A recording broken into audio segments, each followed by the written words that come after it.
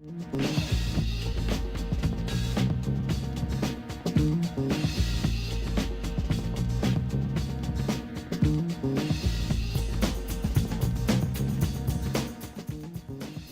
morning. I know it's early, but it's a good day to be learning about the struggle of our people, commemorating Black History Month, learning some lessons about how we go forward fighting for our lives. I'm going to bring up my colleague, Brother Keith. He'll do our initial welcome and introduction. Good morning again. My name is Keith Welch. I'm currently your ASLC president. For some of y'all who might not know what that is, I'm your student body president. I was elected last April, and this is my last term. I will be graduating, and I will be moving on to something more successful in life as I live here at Laney. I want to welcome everyone to this wonderful event that was co-sponsored by your ASLC and the teaching committee. This is a wonderful event that you will get inspired by, hoping you get inspired, hoping you go out and reach out, hoping you organize yourself to make a difference in life. Everybody sitting in this room can make a difference in someone's life. I know I have. You know, being a culinary arts major, I have fed over thousands of students on this campus free of charge. I provided food banks for students. I provided Thanksgiving feeding, the last semester feeding we did, not only by myself, but also with other culinary students. We have a problem on this campus that's called food insecurity. And what my job has been for the last 2 years has been to get rid of that food insecurity, because I know how important food is to everybody who sits in this room as you embark on your educational drive. If you sit in the classroom all day and you haven't had nothing to eat, I know that feeling. And that's the worst feeling you can have in your life here, especially if you're here all day on campus.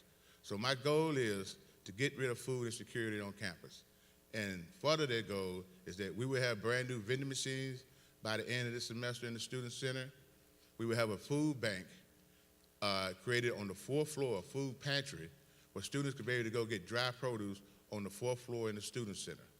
We also will have a food bank that happens every other Tuesday, 1st and 3rd Tuesday of the month. We had one yesterday. And Dr.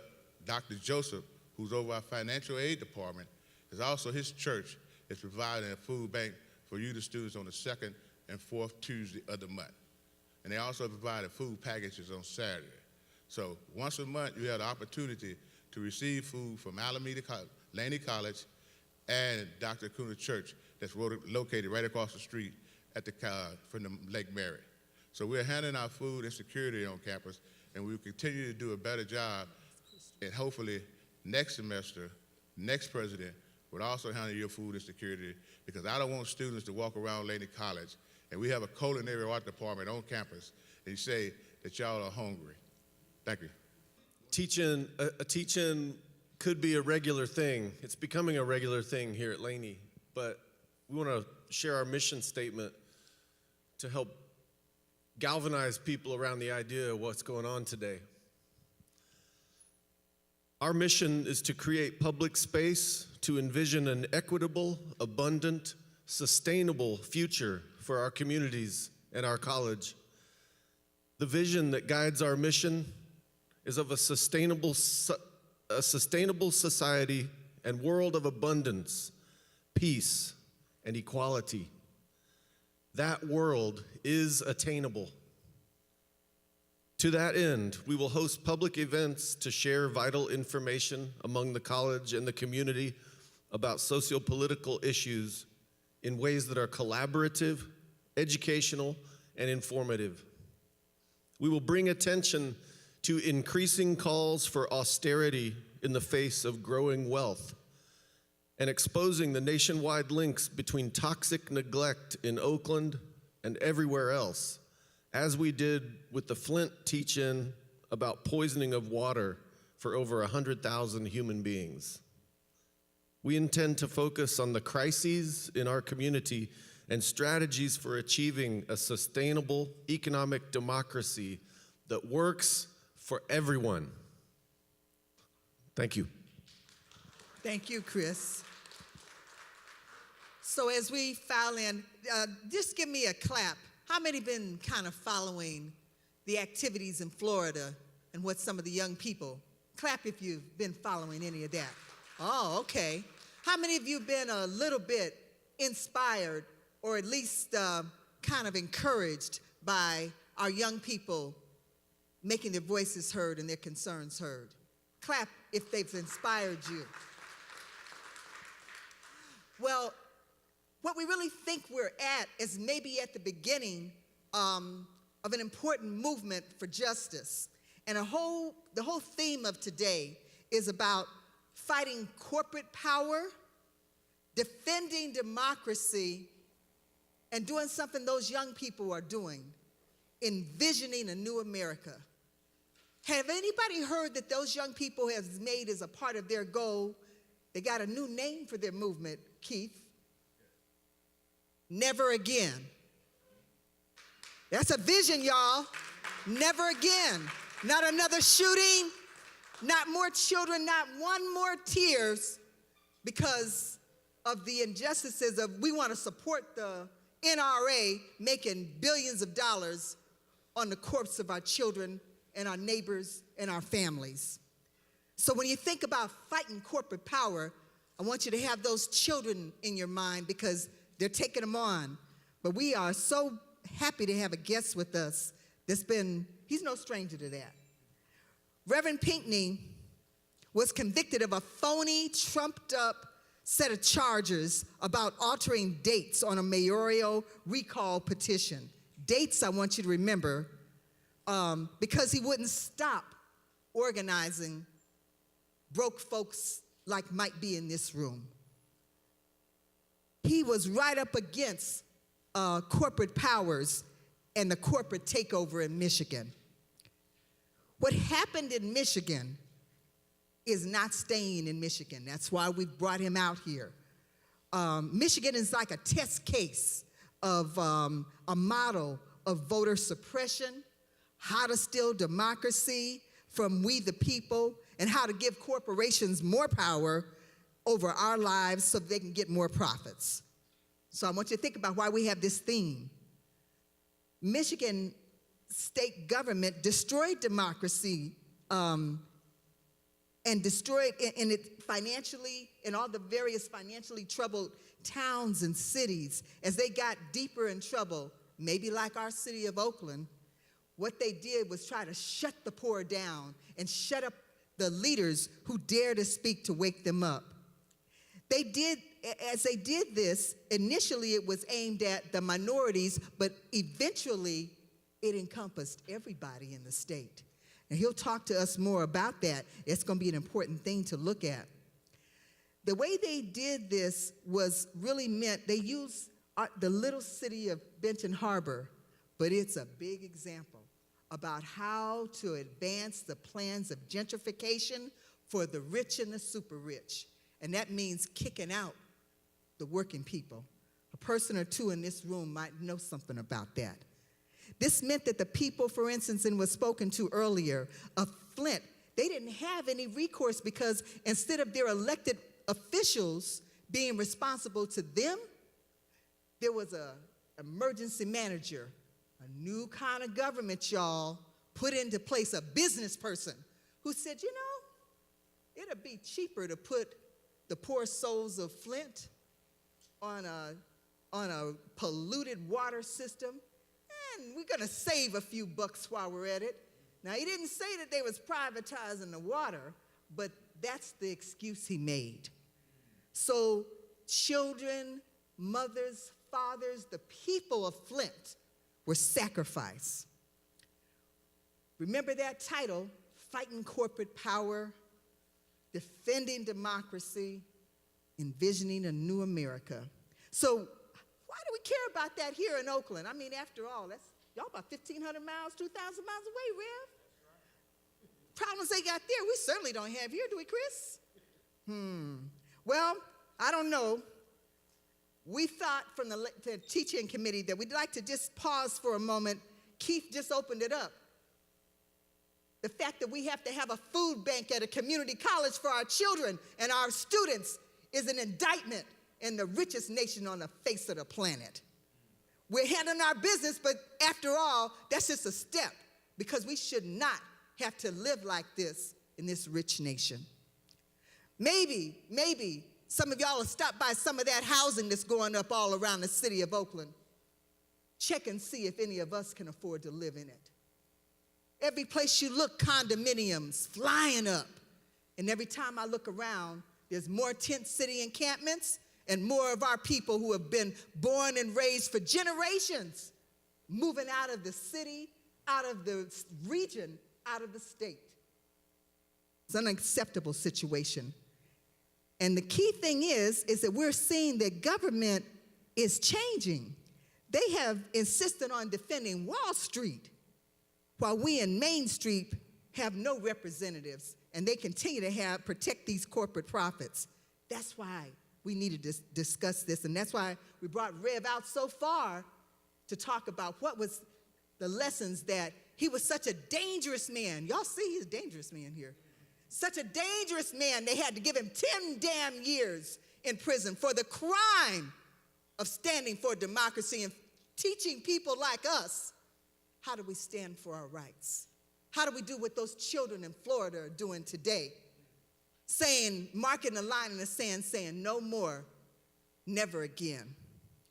That was his crime. Fighting for democracy and teaching others that we have rights that we have to fight for, but also, most importantly, teaching us how to build unity. A lot of people will talk about, yeah, we need to do this, we need to do that, but they'll have us trying to battle for the bottom. Well, that's the game of the corporate rulers. Something we'll learn something about today. It raises these questions. Why does the government insist on matters that will ensure the profits of Wall Street, and what can we do about it? That's a part of what our topic will be today.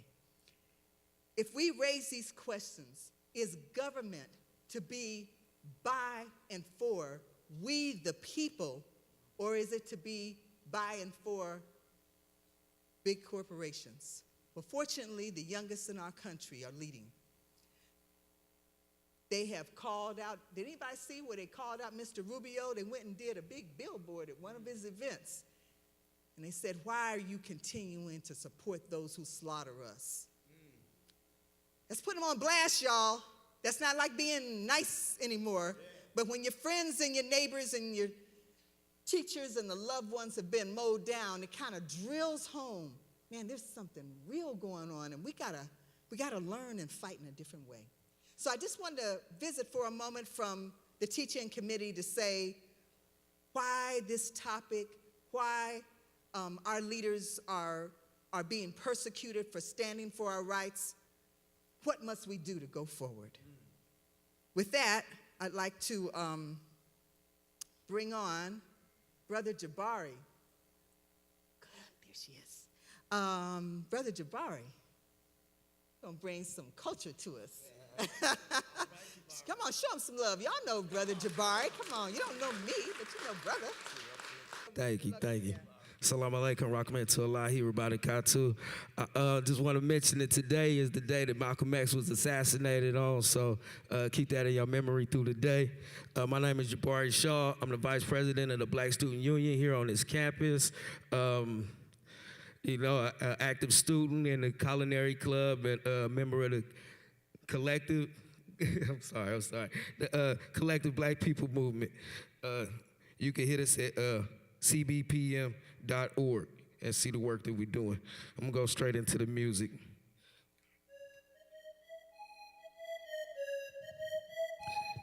Yeah, you hear me? Here we go. First off, my mama ain't raised. Yeah, it's messing up. All right.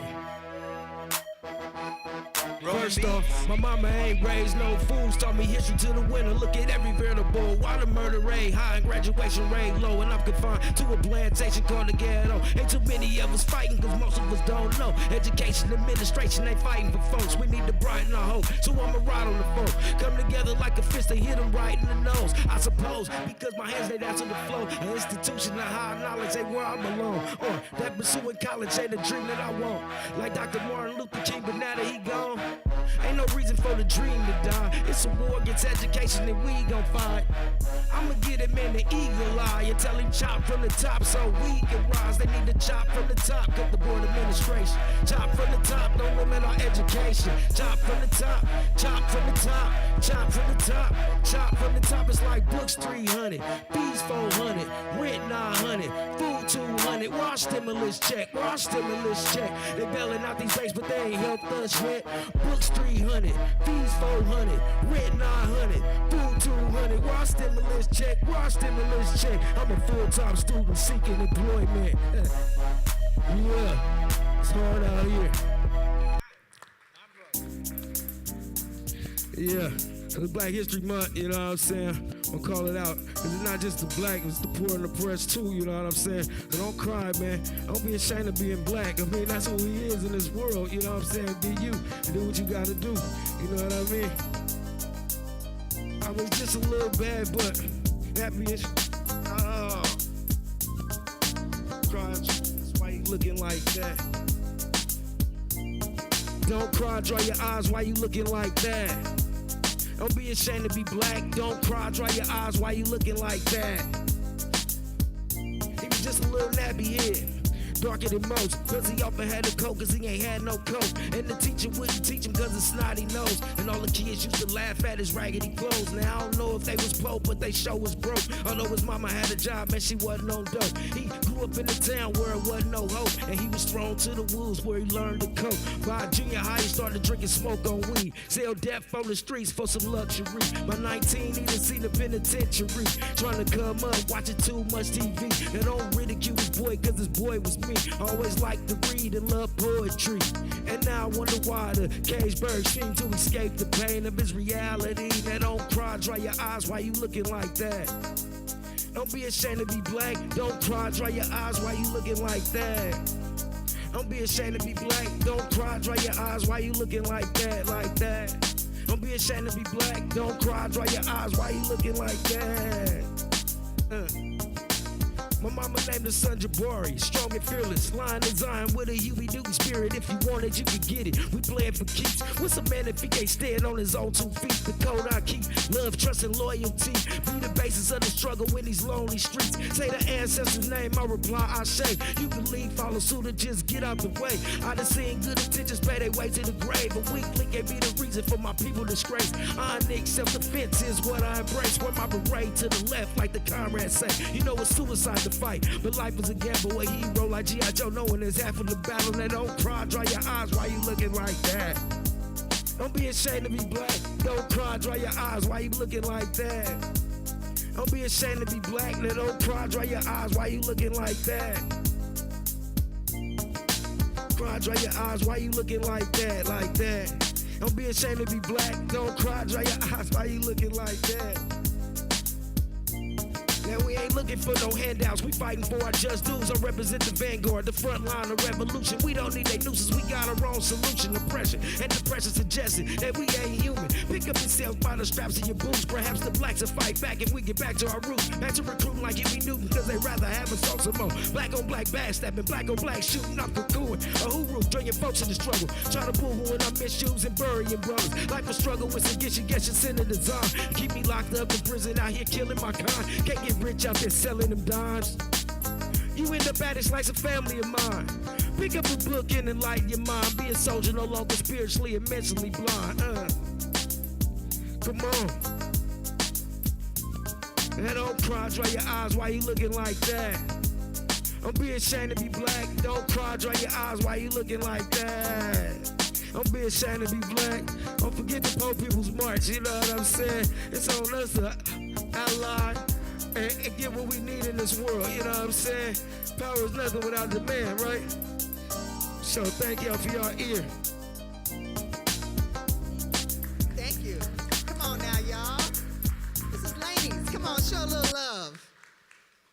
I know it's early, but that's all right. It's indeed a pleasure. I forgot to do something. My name is Ethel Long Scott. I direct the Women's Economic Agenda Project.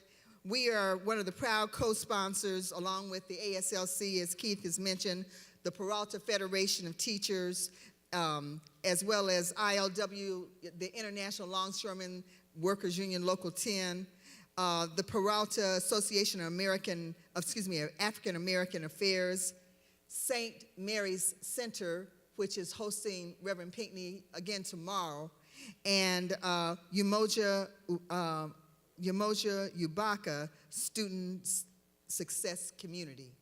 So those are the part of the co-sponsors of this event, and we say the Laney Teach-In. There's several departments. Is the ESL family here? Give a shout out. Come on, Jill. You've been sick, but I know y'all are here. Come on, Annie. And I know there's a few other, Professor Kimberly, you got your class here? Yes, psychology. All right, there we go. Maybe there's another classroom that's here. Who else is here? All right. We want to have some English 201 up in here. All right. So now I'm kind of silly, been in human rights for a long time. We got to have humor for also being able to persevere for the long haul. Absolutely. It's indeed a pleasure and a privilege to have a few comments about our speaker who is coming before us.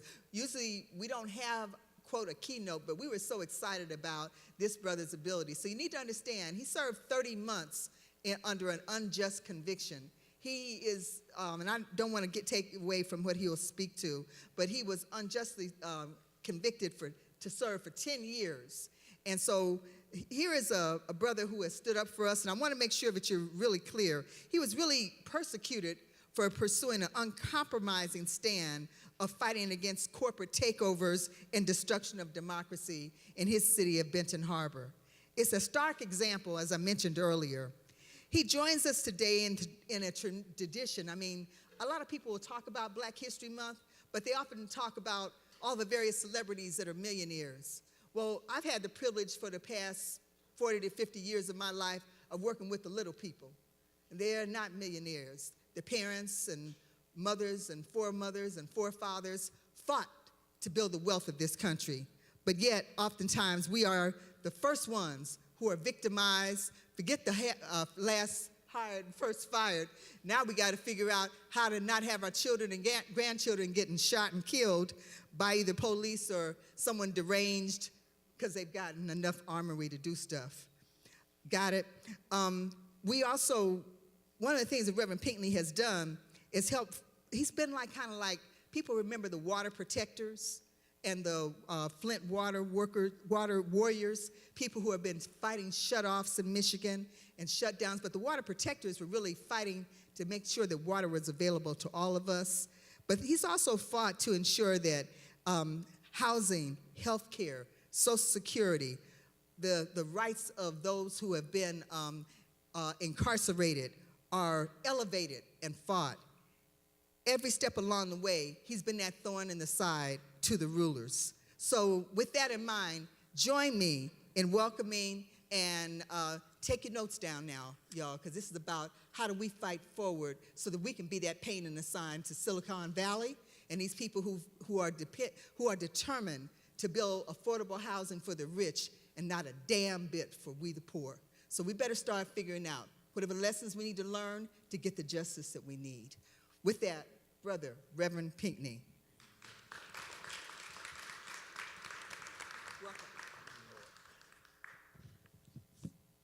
It's an honor and a privilege to be here. I want to thank you for coming. I was here once before, and I took a plane ride back to Chicago. You can keep that. And I started out at the San Francisco airport. The plane took a wide turn, went over the San Mateo Bridge, the Richmond Bridge, the Golden Gate Bridge. And the plane began to ascend. As it leveled off, the steward got up and she made an announcement. She said, for if any reason that this plane decide to descend, go down, or drop, you ought to reach up and take the mask down and put it on your face first. Not because you're more important than your wife, your children, your brother, or your sister. It's a possibility that they may not be able to help you. So what we have done so far, we have put the mask on the wrong face. We have allowed government and the corporations to control us.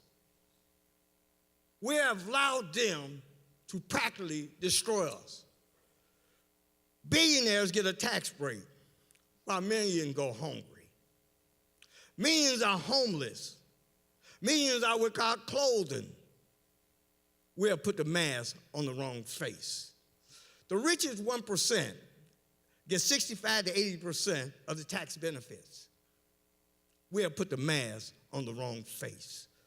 Corporations get a permanent tax reduction from 35 to 21%. We have put the mask on the wrong face.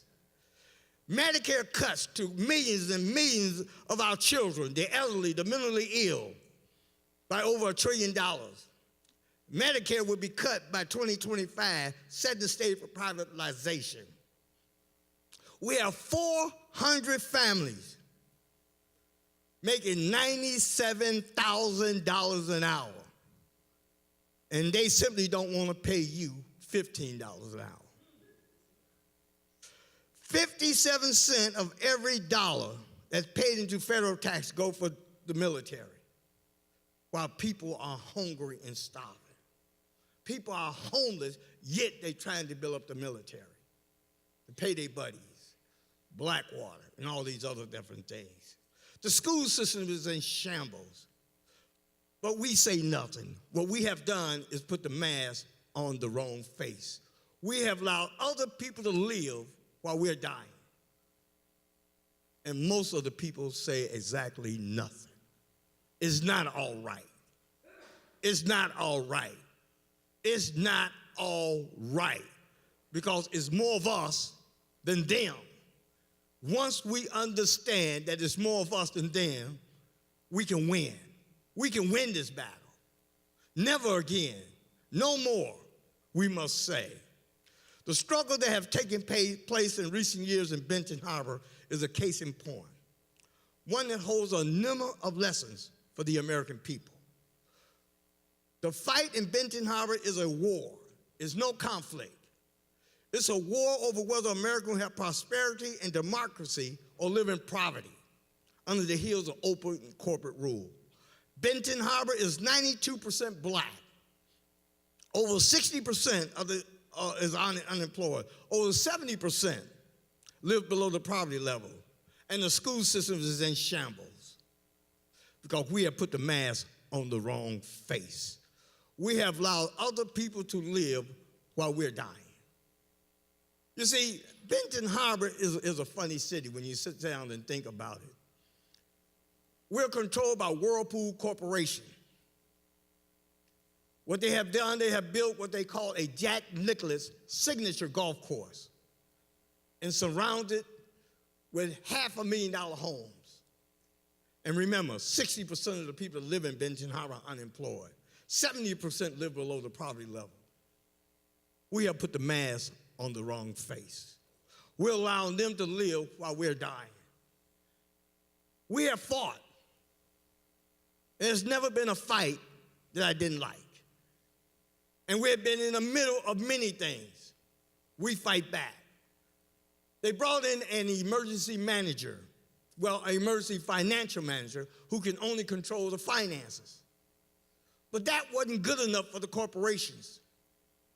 They had to supersize it. They had to go to Public Act 4, which gave the emergency manager absolute power. He was a dictator, and there was nothing you can do. The first thing he did, he took the mayor's desk and put it in the basement to let him know that I'm in power. the mayor, elected official, and this guy was not an elected official, but yet he was able to take the mayor's desk and put it in the basin, and there's nothing he could say about it. Then he went to the commissioners. We have 8 of them. He changed the locks on their door. They couldn't get into the office. But they probably didn't mind that, because they probably didn't want to come to work no way. But here's the thing. They took their cell phones. And you in here, don't take my cell phone. When they took their cell phone, they decided they want to fight with me. They want to join me in fighting against this Whirlpool Corporation and the upper government. They even sabotaged our water. Whirlpool Corporation spliced into our water supply, stealing water to water this golf course. And the only way they got busted, the pipe bust. And we discovered that they were stealing. A corporation, a $20 billion corporation, had to steal water from a little town like Benton Harbor. They pay absolutely no taxes, none. They get a $120 million tax break from the federal government, and they will not pay any taxes in our community. None. Because they don't have to. Because the people don't understand there's more of us than them.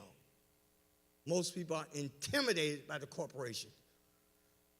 They was going to knock this college down and build a baseball stadium for a losing team. Excuse my expression. I know these are some Oakland fans. But they was going to knock this college down and build Oakland A's a new stadium. The fight continues. You better be ready for them, because they're coming back again with another plan. This is how they operate. This is the way they operate. Things were so excited in the city of Benton Harbor, people don't believe that they can stand up and fight against a corporation, a $20 billion profit corporation that has a monopoly on washer and dryers and stove and refrigerator. So when you get home, tell your parents, do not buy a Whirlpool washer, dryer, stove, and refrigerator, because we are boycotting all the Whirlpool products, and we're being successful. We are in the middle of a war. There's no conflict. It's here too in Oakland. It's here. If you don't stand up and fight, they're going to knock this college down. You have no place to study. People have no place to come. But I fought back, and my group, Banco. We decided that we were going to stop Whirlpool by recalling the mayor, James Hightower. He was their puppet. He was allowing them to do whatever they want to do. They had tripled the water rate in Benton Harbor. You see, you can go to the gas station and get lead-free gas. You can go to the paint store and get lead-free paint. But you can't go to your home and get lead-free water. But the problem wasn't just that. When the people accepts it, it makes it just that worse. But we had this guy, the mayor, on the ropes. We went out and got twice the amount of signatures we need. And this intimidated Whirlpool. They had to do something, and they had to do something fast. It was April 24th. It was my wife's birthday. I was taking her out to dinner, an early dinner. And before we could get to Kalamazoo, Michigan, which was about 35 minutes from our home, I got a call from several people saying that the SWAT team had surrounded my house. My first question to them, Who are they looking for? And they told me, you should know that. You should know exactly who they looking for. I said, I don't have no idea what they want. They said, they want you. I said, they blocked off the streets. They blocked the street off. Nobody can come out of their house. Nobody could go in their house. There was nothing that anybody could do during that process. Have you ever seen that big truck when the SWAT team come out? Them guys, they was all, we got like apartment complex across the street. And they all in the bushes with their AR-15s, and they ready to shoot to kill. They came to kill, because you don't need a SWAT team for a little guy like me. I'm a nick over 5'7". So you don't need a SWAT team. You could call me on the phone. I would have came in, turned myself in. You see what I'm saying? We don't have to go, but the corporation, it wasn't just for Reverend Pinkney. It was for the community. It was intimidation. It was to keep you afraid to move to the next level. That's what that was all about. It wasn't just about Reverend Pinkney, because they know they could have called me, and I would have came in with my group. But they had to intimidate the community. Can you imagine that truck running all over the city looking for me? Can you see that? Trying to find my car. They looking everywhere. They looking under everywhere. They even looking in people's garages that they think I might be at their house. But here's the deal. The very next morning, I turned myself in. And when I turned myself in, the judge raked me over the coals for 30 minutes. He said, this is the worst crime in the history of mankind. He said, you are a terrible, terrible person. How could you do such a thing? You know, I'm trying to figure out what he means, because maybe I done killed somebody or they're going to bring a body out the back. I had no idea what he was talking about. Finally, he set bond at $30,000, which I should have been released on my own personal recognizance. But it's me, it's Reverend Pinkney. So we had the time that my wife, we couldn't use the internet now. The judge said he didn't want me or my wife on the internet. We couldn't have the internet in our home. The internet could not be in our home. We had to get rid of the internet, lest we be in violation. They know what they was doing. They knew what they was doing. But here's the deal. The next time I went to court, the prosecutor gets up and he says one thing that's really, really important. He said, we don't have no evidence that Reverend Pinkney committed a crime, but we are going to let a jury decide. And the judge said, yes, we will let the jury decide. So on October 21st, October 27th, which is my birthday, they started the trial. They didn't produce not one witness. They didn't produce any evidence that said that I did something wrong. But unfortunately, we had an all-white jury that was motivated by something other than the truth. And they found me guilty, and the judge sentenced me to 30 months in prison to 10 years. Their goal was get me in there for 10 years. And when they decided to take me up to Marquette, which was over 500 miles from my home, here's what they did. They put me in a room that was full of mold. And the mold was eating me up from the inside out. I had lost from 30 to 35 pounds. It was eating me up. It was killing me. They knew exactly what they were doing because I was the only one in that room. So they figured that we're going to get rid of this guy once and for all. See, remember this, corporations work together. We the ones who don't work together. We don't work together. See, in my book, it don't make a difference who you are. I don't care whether you're black, white, brown, red, yellow, blue. I don't care. We're all in this together. And the good news is we can win if we work together. Can we work together? Can we learn to work together? Can we start moving things to a whole different level? Can we make sure that we deal with these corporations? Because it's me today and you tomorrow. If you don't get it together, I'm excited today. I'm excited to be here. You know, I'm excited to be able to talk to you and tell you this story. But anyhow, let me move on. They discovered that Pinkney had 9 lives. They did everything in their power to kill Reverend Pinkney.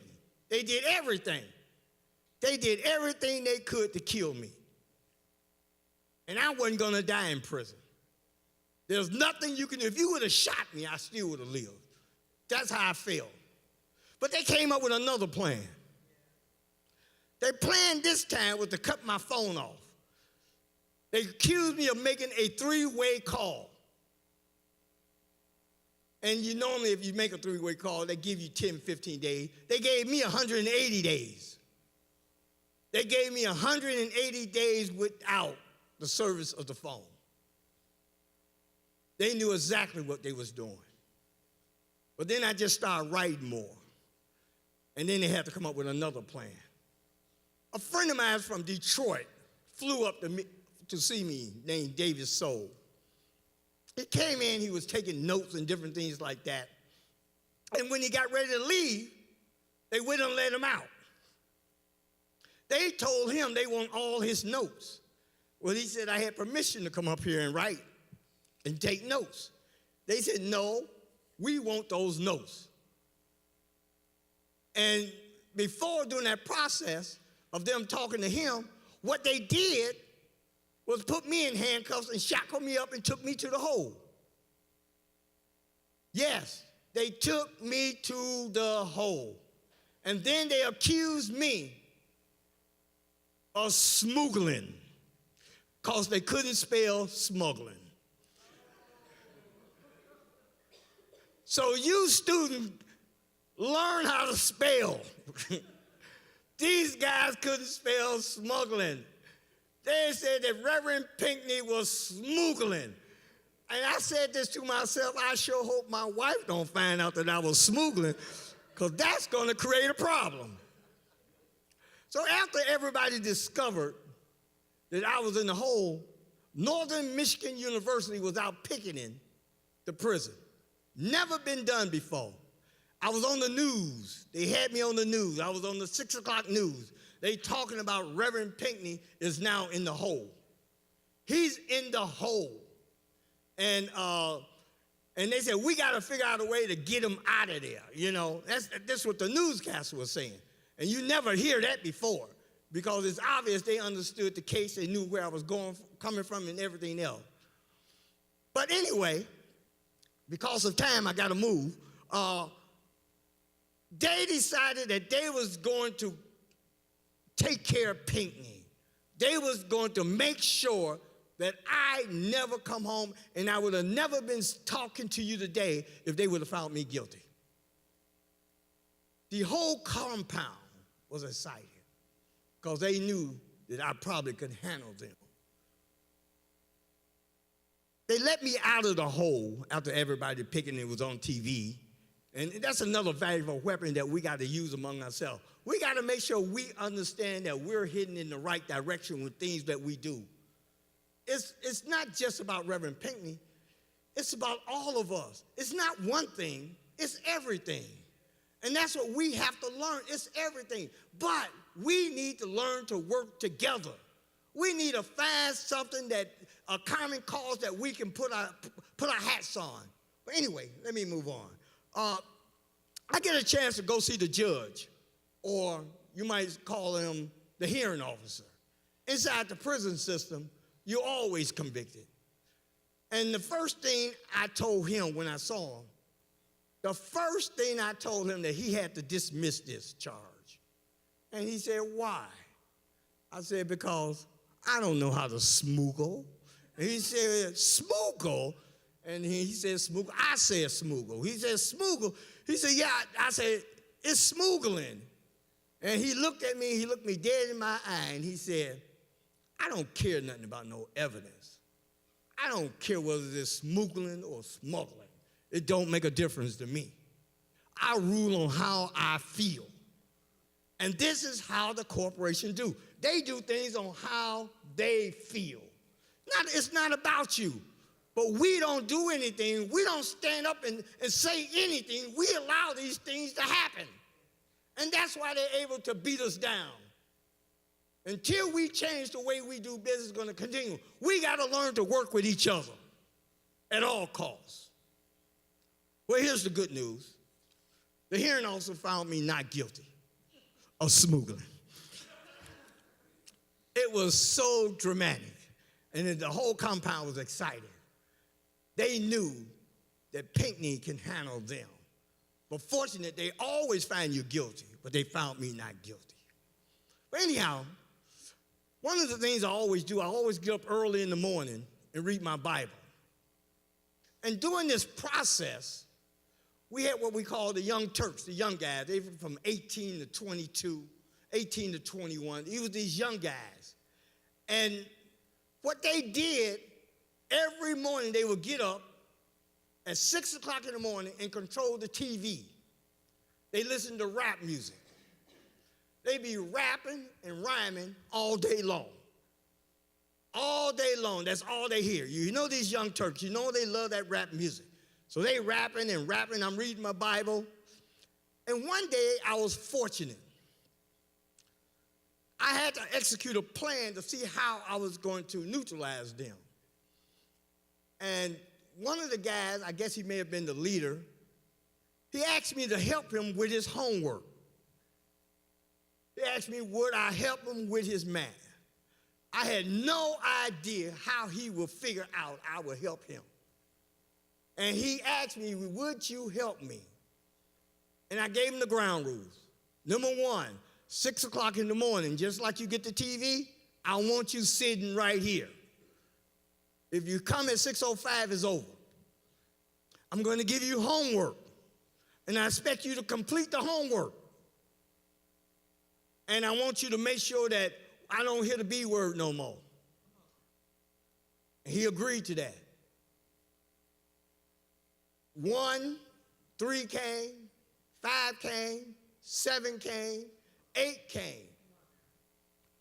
12 came. I had 12 of them now. Then it was up to 15, then 16. I had the whole game. Black, white, Mexicans. I even had a Chinese in there and a Native American. I worked with them. I showed them what we can do if we learn to work together. They became our protectors. They started doing things that nobody else could do. And the bottom line, 8 of them got their GED. One guy couldn't read or write. I had to work with him separately because he didn't want people to know that he couldn't read or write. But when I left there, he was able to read and write a little bit, but he was working on it. And that was amazing. But let me move on because I only got about 10 minutes. But I want to say this to you, which is very, very, very important. I'm the first pastor in the history of mankind to ever be sent to prison for quoting the scripture. I quoted Deuteronomy 28, look it up, starting with the 15th verse. And the judge said that I have threatened his life with a Bible scripture. I've threatened his life, his wife's life, his children's life, his children's life, and I was a menace to society. He said I was the worst person in the whole wide world because I threatened his life with a Bible. In a newspaper, where's that, the People Tribune, the paper that you got read? I wrote an article in this little bitty paper. This paper, I wrote an article. And the judge, and this comes out of Chicago. He had the nerve to look it up and then come to the conclusion that I had threatened his life. One of the most ridiculous things you ever heard. Anyhow, they sentenced me to 3 to 10 years in prison. Prison. That's all. See, that's the only weapon they got. See, we can beat them down. We don't have to go through this. But when I got to prison this time, they sent me to Ojibwe, which is about 700 miles from my home. And the first thing I came across was this Muslim brother. And he asked me, what are you going to do to help us? Every time you look for people, people want you to help them.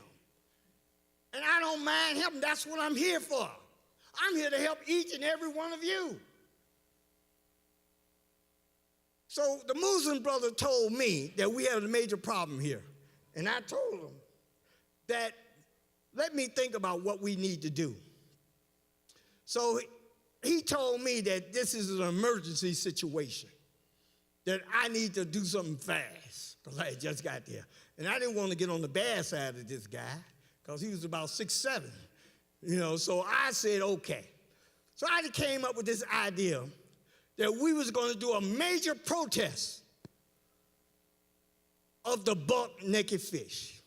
The buck-naked fish was the nastiest, smelliest fish that you have ever heard or ever smelled. They only cook 100 pieces for 1,400 people that's in prison. But they use it because they always trying to find money. The prison food is the worst in the world. They have what they call the potato worms. They have magnets in the food. The food is rotten. There are bugs in the food.